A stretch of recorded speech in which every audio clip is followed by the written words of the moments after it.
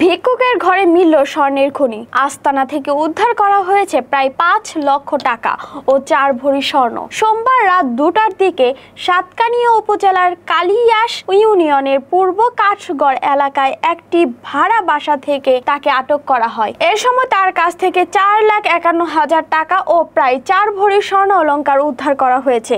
আটক তসলিমা আক্তার মৃত জয়নাল আবেদিনের স্ত্রী। তিনি ভিক্ষুক সেজে বিভিন্ন এলাকায় ঘুরে চুরির ঘটনা ঘটাতেন বলে জানিয়েছেন পুলিশ। লোহাপাড়া থানার সূত্রে জানা যায়, গত ২১শে আগস্ট উপজেলার কলাউজান ১ নং ওয়ার্ডের হিন্দুরহাট এলাকায় এক প্রবাসীর স্ত্রী খাদিজাতুল কুবরা রাফির বিয়ের অনুষ্ঠানে যোগ দিতে কক্সবাজার চকরিয়া যাওয়ার পথে আমিরাবাদ মুনস্টার হোটেলের সামনে বাসের জন্য অপেক্ষা করছিলেন।